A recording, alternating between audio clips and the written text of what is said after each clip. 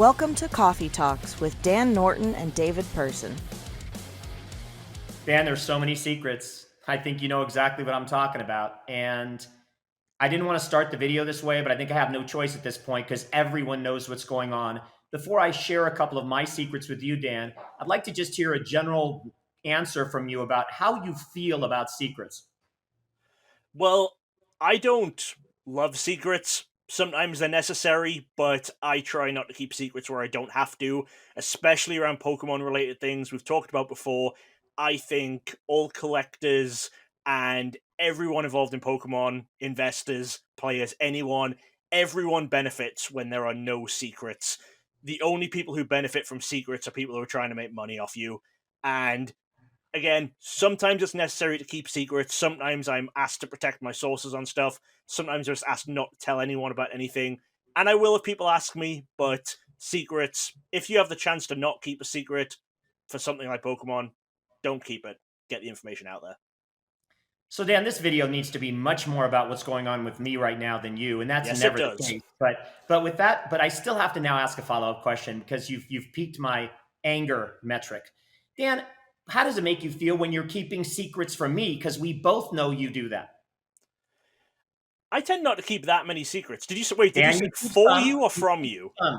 You keep From? no from me because you've got certain connections through the Pokemon community, and you're not able to give me that information. Blah blah blah. So that doesn't make me feel very good. So just comment on that before we move on. If I revealed stuff to you like that, it would just confuse you more. It's easier for me to come to you and say, here is this rare card, don't worry about where it's coming from, here is a bank account, put this amount of money in it. If I started to tell you of, oh, I know this person and they know that person, it's just going to confuse you. All right, fair enough, Dan. I can't listen. There's no debate from me on that one. So let me start today's commentary by saying that we have a good friend of the channel named Giancarlo, and he goes by Fazul on Instagram and also Gaknak. How can people have 17 names on Instagram? What's the point? Pick one, Giancarlo, and go with it. I don't know what you're undecided about, Gaknak, Fazul, or Giancarlo. But what he said to me is it might be the cutest comment of all of them so far. He said, your secret is safe with me. And I said, what are you talking about? And he said, I know that you're not selling the collection. You would never do that because this is just a ploy for you to make sure that you're not going to get ripped off by the sellers at Worlds this year. So I have to give him all the credit in the world. He is the one person that figured out the secret, that I wasn't going to be taken advantage. And if people thought I wasn't in the marketplace, that this would be a great way to do that. So I wish I'd have thought of that myself. I didn't think of that myself. Maybe I should utilize that myself if I haven't sold the collection between now and then. And thank you for such a clever idea. All right, secrets. Now, let's talk about why I'm selling my collection because I think everybody wants to know and understand it. I did write some stuff in the eBay listing. We're going to talk a little bit about that today. But I do want to talk about, be honest with you guys about what's going on. Number one reason is health. I don't know what you do or don't believe in with respect to this COVID baloney, but unfortunately, it's very real for me. And I believe that I have what it would be called lingering long effects of COVID. And I am sick about 50% of the time, and it's not fun. Typically respiratory in some fashion. It can proceed to fatigue and at times brain fog. And when this all first time hit the brain fog, meter a few weeks ago, months ago, it actually felt like I had dementia for a while. And I thought, boy, I'm really losing it. So fortunately, that's kind of gone away, back on track again. But that is a piece of you trying to all of a sudden figure out what's going on with your life. How are you doing? And is everything going to be okay? The second thing is I broke this week. I literally broke. So when you live as long as I have, you've heard people that have literally all of a sudden one day they go crazy. Thank goodness my mind does not allow for that to happen. I'm able to rein in my mind a little bit. But I could not do it very well in the past 7 days when my son, who you guys know, Luke, who's autistic, has ADHD, but is a tremendous basketball prospect. People keep coming up to me at every single tournament saying he's the real deal. He's got the goods. Just turned 14, about 6'3", and he's very skilled. But unfortunately, there has never been a known before they went into basketball autistic person who's ever made it to the NBA. And the reason is because of the brain. the brain is just very difficult to talk to. And so this week was kind of a breaking point for me, where the disrespect of all the time with Luke, the lack of appreciation, the talking back, the not listening to a single thing. I got actually thrown out of a gym at a tournament. The refs came up and said, "You're making your kid cry." And I said, "That's my kid. You have no idea what I've gone through for all these years." He said, "I don't care. Get out of the gym." So when I had to go get out of the gym and reflect about it, that I'm just trying to get him to do one single move in the middle of a game that he's done 1,000 times and he refuses to do it, has been blocked 4 or 5 or 6 times in a row. I started rethinking everything and saying my focus is not where it needs to be right now. And the third thing is, I have a lot of things going on with my family, and a lot of new grandchildren, a lot of new younger folks' marriages. And it inclines me to try to be more charitable, but all of this money is tied up in cards. And one of the things that you guys will find out as you get older is it's very important. You'll start feeling that you want to be more charitable oriented. As a financial planner, still working for a living, it just happens as we get older and we have the opportunity to give back. It's really important to be able to do that. And every time I figure out there's money tied up into these cards, it becomes a very difficult thing for me to do, because obviously that money's not accessible. So all of those things, with the breaking of my mind and psyche and saying I've got to do things different, I might have to hire full-time assistants for Luke, and I've got to figure out how to get my health in order. By the way, Dan, I should mention this because I think you'll be proud of me. I'm on day 10 of our diet. Okay. Remember the one I announced about 10 days ago? Oh, nice. Yes. Dan, thank you. I'm still doing well. I appreciate it. So for those of you, and I know that a few of them messaged me and said, we're going to do this with you. Keep on going. Keep on going. I'm not Ozempicing this. I have nothing against Ozempic. By the way, if you have never tried it and you need to lose weight, the best thing in the world, because everybody around me is using it and doing very well. So that's number one, why I'm selling. Let's talk about the eBay listing real quick. Dan, should I stop? Are you good with I keep rolling on? Anything you want to add? You can keep rolling, and then I'll share my thoughts and jump in a bit. Okay. By the way, Dan knew nothing about this, and it was really hard to tell him. So at this point in time, I just kind of dropped it and said, I need to go out with this. I've been thinking about it for a while, and I had prepared the listing for eBay, and I went out there. Dan is always very kind and helpful in every way, and have no idea if I'm going to actually sell the collection, and we'll talk about that why in a moment. But let's go on. So eBay, I put a listing out there because in eBay, you can really write a lot. You can put good pictures, you can write a lot. So I did all that. I want to describe the circumstance for everybody. A lot of people aren't able to get to the eBay listing, especially anybody from other countries. So I'm sorry for that. I don't know what it is. I've tried to revise it myriad of times. I think it has to do with maybe that they can't insure it on the global shipping program to get across there. So maybe they don't show it. But a lot of people, the first question is $9 million. It's not $9 million for the 67 trophy cards. It's $6 million, but I don't want anybody to buy it through eBay.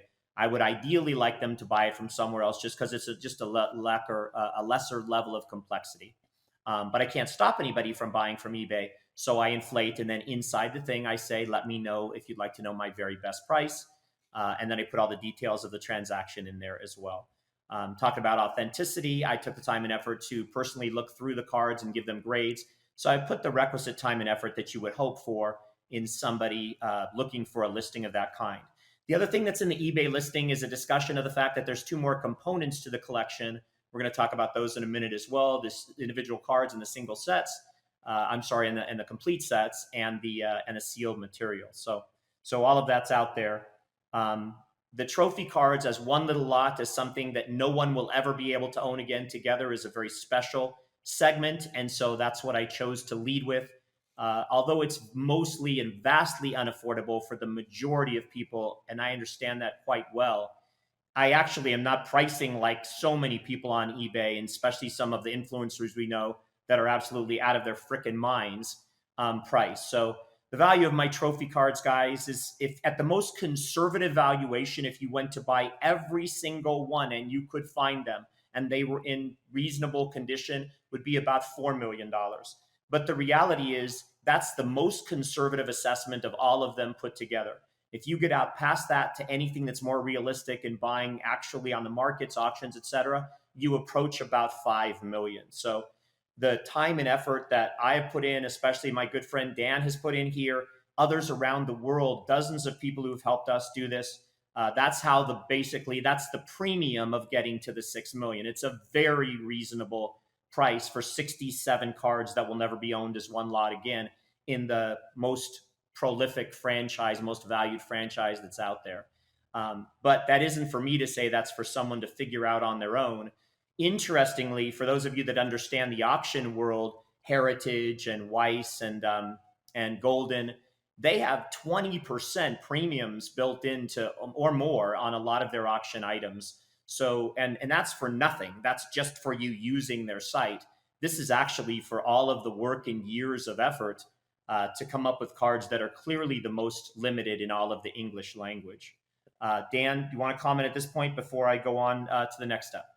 I'll just say, if you do get a full 6 million for the trophy cards, I think, let's say, a couple of grand goes in my pocket in exchange for my phone number being part of the auction. So if someone does buy it and they want to continue, I don't want to blow my own horn too much, but they might need me a little bit if they want to continue. So if you get a full 6 million, I want a couple of grand in order to give my phone number to the buyer. So that, you know what? I'll take that, Dan. I'm going to have someone sign a legal agreement that they have to come through you first. Okay. As we discussed before the podcast, I'm not sure who will actually honor a legal agreement these days. Yeah. But yeah, definitely, I appreciate that. And Dan makes up a real good point that the access to these folks is important for those that would like to continue to keep the collection going. And that's something that I've gotten a lot of questions about over the last 24 hours. Please try to keep it to one person. Please try to keep it, in one person's collector's hands. It's easier said than done, but it's always been my intent. I have already lowered my pricing for those that are interested in buying it all, in hopes that they'll keep it together. Because it's, yes, it's about the money, because I know how much we've put in, time, effort, and everything. But it's not about the money and just going and saying some random number like 9 or 10 million, because I think I deserve some inflated value for them. I want someone to have a good deal. So I want someone to buy it. I want someone to feel good about it. And I want some to be able to continue that legacy, like I say in the listing. I do want to talk about the people of this hobby. It's been something I can't even imagine. The last 24 hours have been crazy. So I put a post out on Instagram, and I'm talking about the fact that I've decided to sell this collection. And why would anybody want to follow me, first of all? It doesn't even make any sense. They should be dropping from me like hundreds at a time. And there's hundreds of new followers. So I think that people are still engaged and enthralled with the story and what's going to ultimately happen. And that's it. And that's not what I'm talking about when I talk about the people. The people I'm talking about is how many people have sent me messages saying, thank you for your contribution. You've been amazing. We wish you all the best. We hope it works out for whatever. We truly value you and your contribution and your family, and hope you're doing great for all the decisions you're going to make. I can't thank each and every one of you enough. It means the world to me. It makes me feel sad. It makes me feel happy. It makes me feel grateful. I would have never expected. I've never had an outpouring like that in any situation.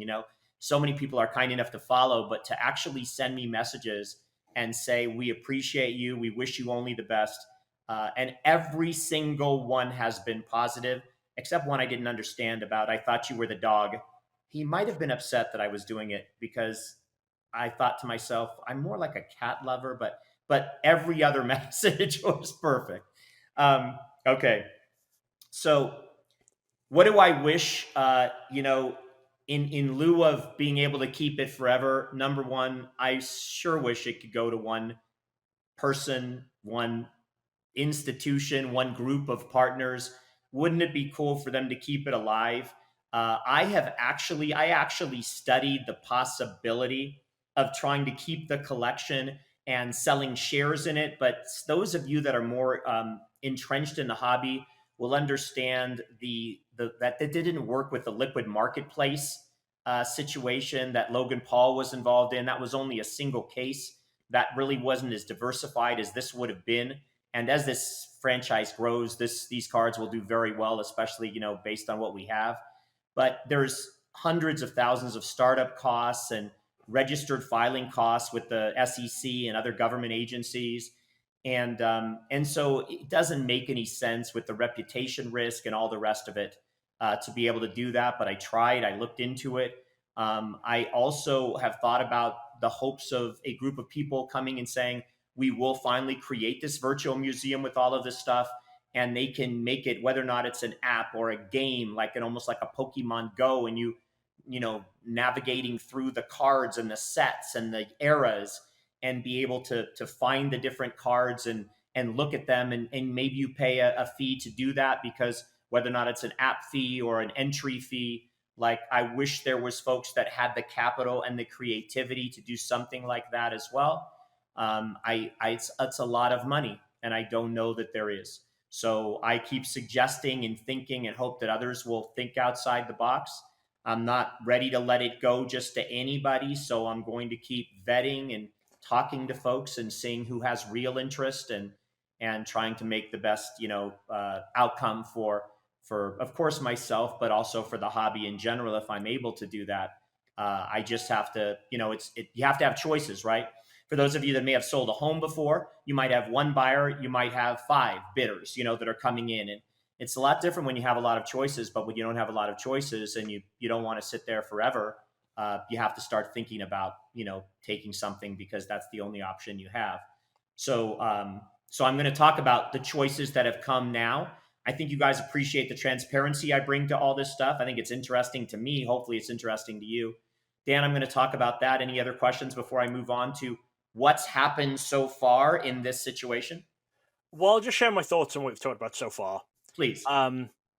Obviously, if you do end up selling this, or end up selling any part of the collection, it will be a sad day, I think, because it will mark really the end of an era.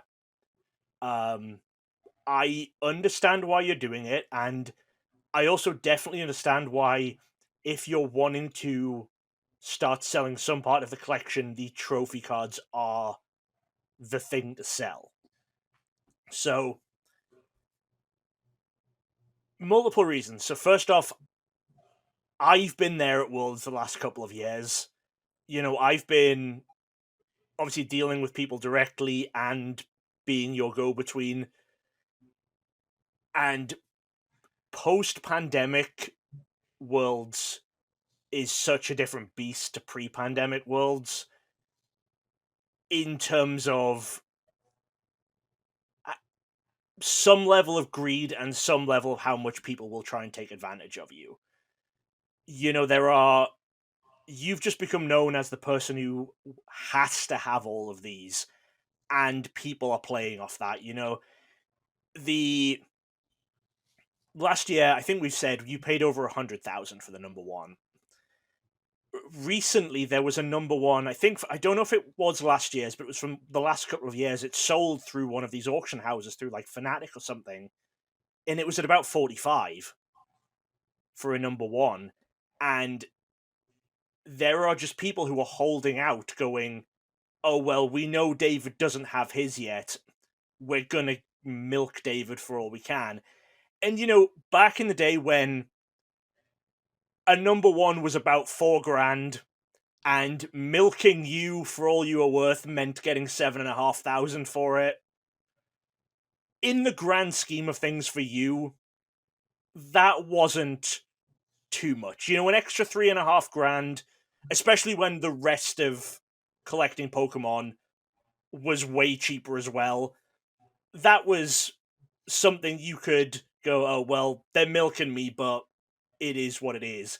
Now, when milking you is, I want an extra 50,000, or even I want an extra 30, 40,000, it hits a lot harder, and I understand that, and I can understand why you just want to get away from this awful part of Pokemon, really. I mean, we're seeing it not just with Worlds cards, there's like other high stamped placing cards from different events where people are trying to push you for every dollar, but it's just, again, it's not on the same price level as the Worlds cards.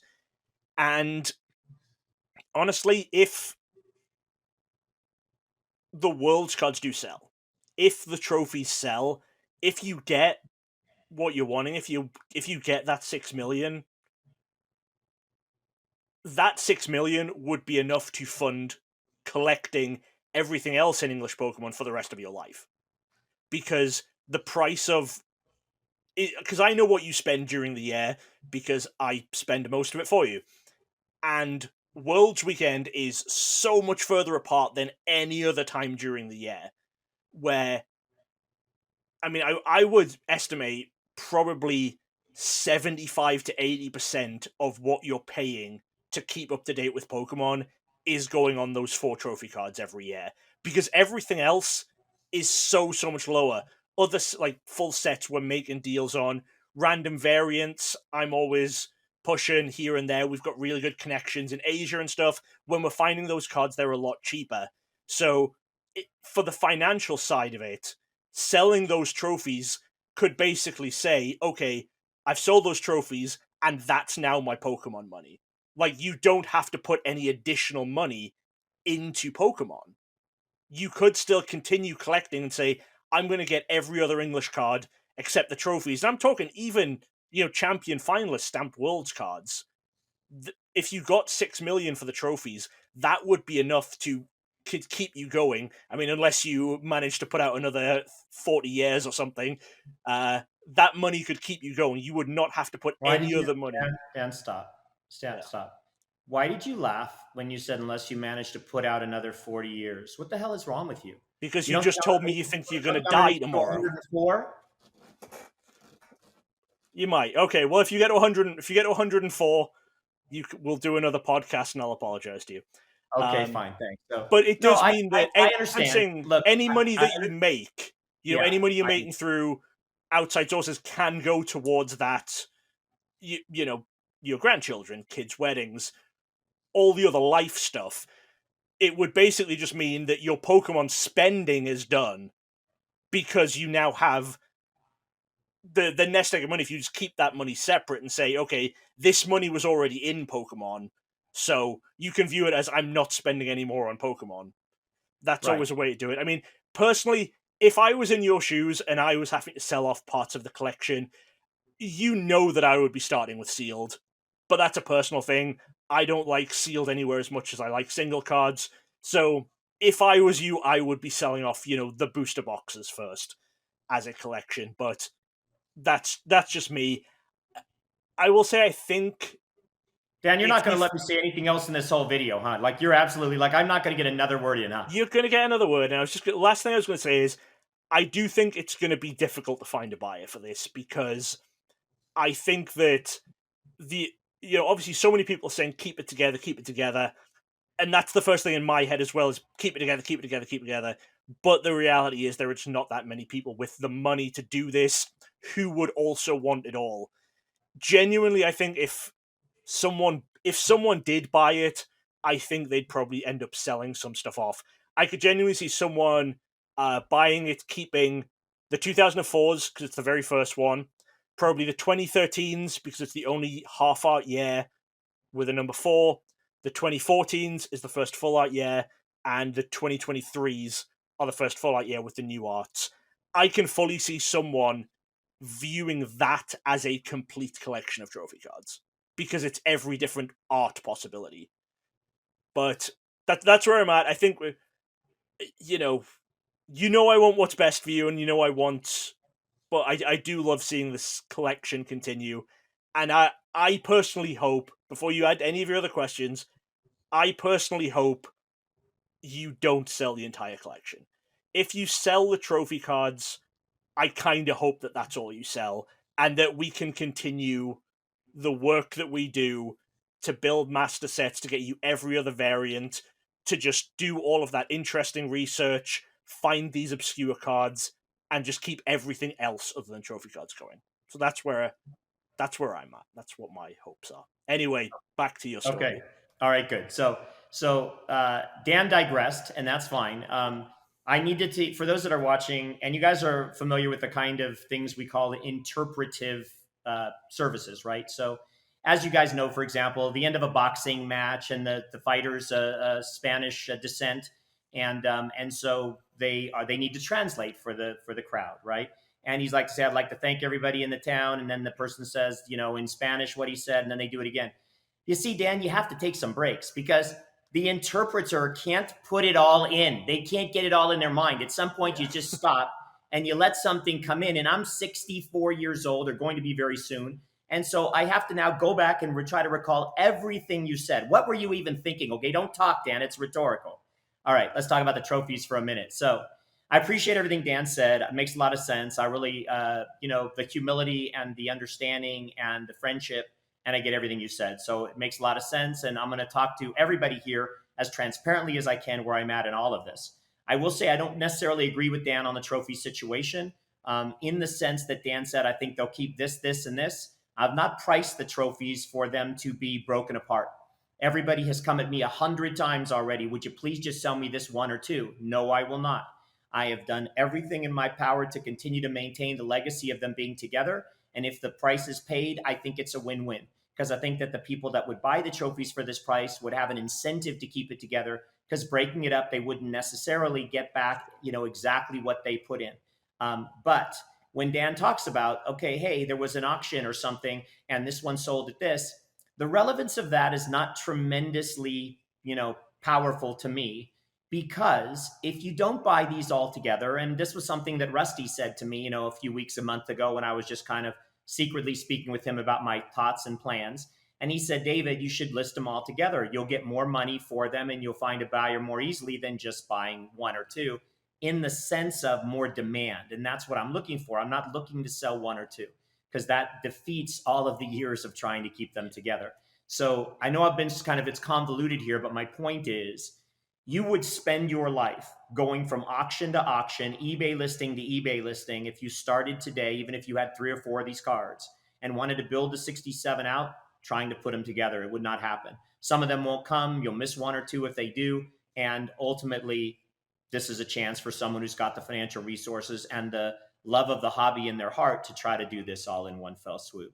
And that's what I'm hoping for, rather than them saying, well, I would do this and just hold on to the 4s, the 13s, and the 23s. No, I don't think that's the people, at least so far, the people I've spoken to haven't been of that mindset. They've been more in the mindset to try to see, how can we do this all together if possible. All right, let's talk about the challenges I have in selling the collection, for those of you that are more interested in that little piece of it. So I think you might find it interesting, and I will give you this as my justification for no one will ever accuse me of collecting Pokemon cards for the financial gain. You guys all know me well enough. That's never been the motivation. And I will tell you how it's never been my motivation, because out of what I would consider 3 different pieces of the collection, that's just my way of categorizing it. There's only one that's worth any money necessarily. I don't mean any money, but really good money, and that's the sealed material. And so, having come from sports card roots years and years ago, I always knew that sealed material is the way to go from an investment standpoint. The rest of it, truthfully, is not. Now, if things have turned out okay just because of the way the hobby has, kind of gained in strength over the years, but that was never my intention. So what are people coming after me for? David, we want your entire sealed box run and all the theme decks. We want all that sealed stuff. Would you just sell that to us? I have no less than 4 people right now with offers up to like $2 million on the boxes and the sealed run. So what do I say? I appreciate you very much. But I'm not interested in just taking the cherry out of everything. You guys have to do better than that. You have to come up with a way to try to keep this all together, in the sense that even if you want to break off the sealed, because that's on them and they can make more money, but maybe the cards themselves end up being something they do actually keep together. And so that's what's happening now. Other folks are now looking at and have been looking at, hey, maybe we can extend ourselves further and look at acquiring all the trophy cards and doing something with those on an ongoing basis to maintain custody of those. And that's what's going on behind the scenes. Now, down beneath all of that, I've now had somebody's come to me from actually out of the country, is all I'm going to say. And they've said, David, I can't pull off financially the entire collection, but what if I buy all the complete sets and all that stuff? Because, I think that would really be something amazing and unique and valuable for my situation that would be sort of unattainable. And all I do at this point, folks, is you have to have backups and options and possibilities. And so everything is sort of on a spreadsheet, and you just wait to see, where does that first domino fall? Anybody that would want the entirety of the collection first, were that to be a possibility financially, a lot of people in this hobby have wonderful intents, and then you speak about the prices, and they're like, I can't get there. I can't get there financially. So, my dad always told me, and I've told everybody through my life, it only takes one person. It takes the right person, the right situation. I will speak to Dan's comments a moment ago. I have not ruled out at all maintaining the sets. It is very much a possibility, but I have ruled out any notion of anybody getting to the sealed material until something else is ready to sell, because that's kind of I knew this was going to happen.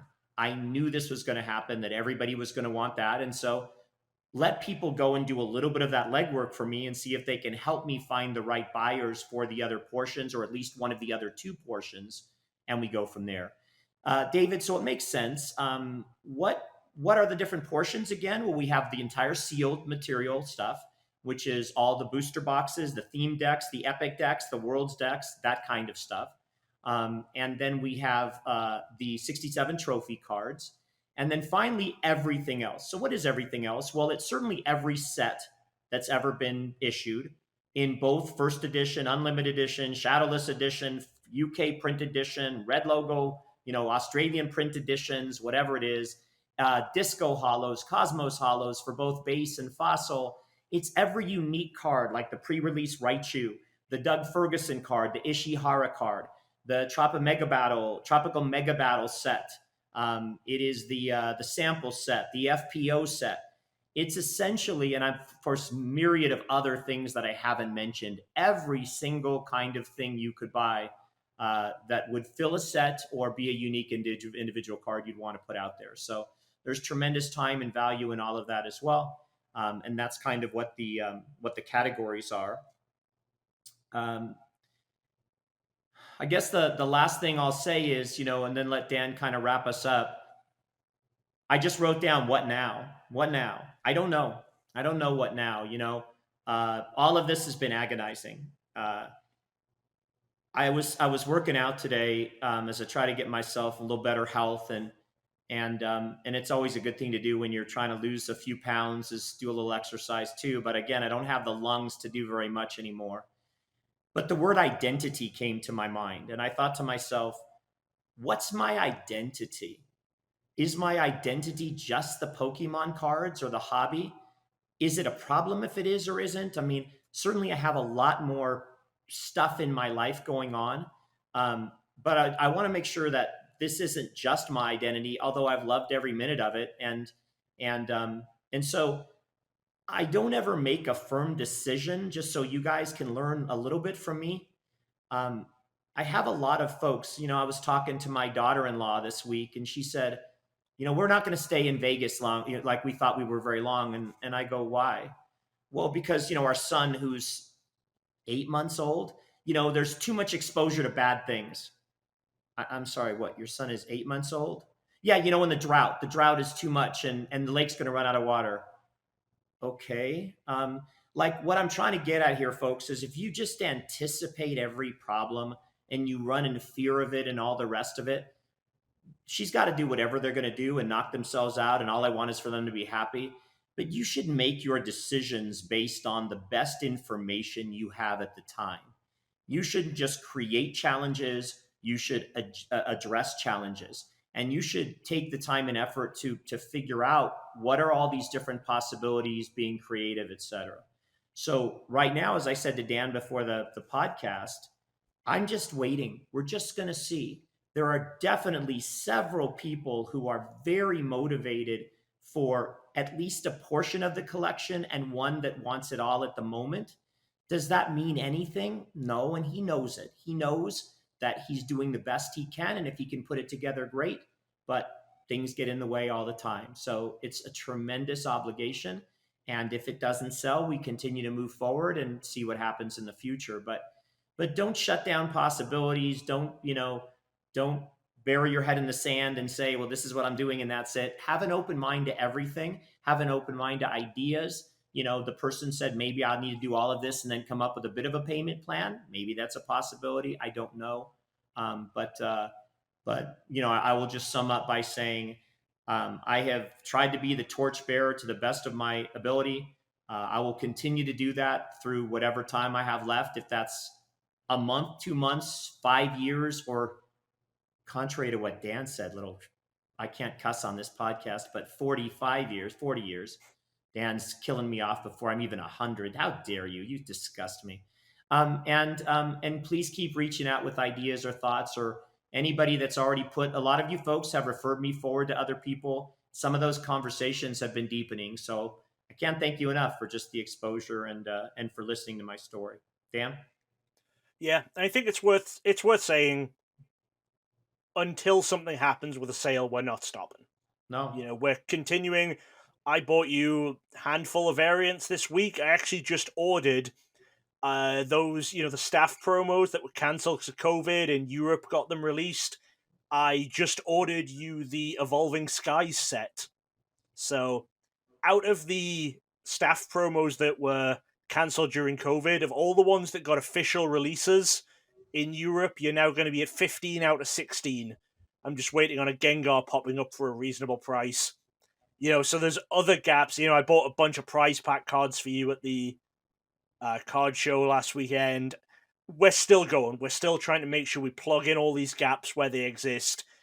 I'm sure you're still going to be searching eBay for a Destined Rivals set, or, as you said, potentially building your own. It's not like you're going to stop from there. Dan, I've already made offers on different ones. So I thought you would have done. You just keep going, because, like I said, folks, it's all I've ever known.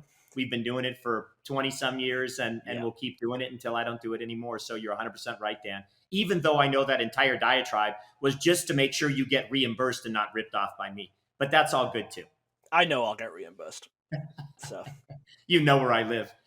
All right, guys. I appreciate you guys listening and watching. Any questions or whatever, just reach out through Instagram or whatever, DM me, and we'll just keep rolling along. But I think it's fun to tell the story and keep things moving as it's moving out there, and we'll see where it all goes.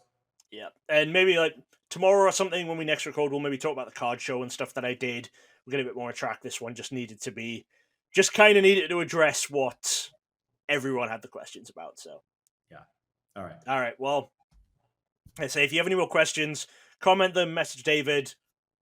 We'll chat. But we'll see you guys next time. We got to go now. So goodbye. Bye-bye. Thanks for listening to Coffee Talks with Dan Norton and David Person, with music by More Than Never and artwork by Lore Norton. A special thanks to all our Patreon members. Join us again next time. But they don't want you to.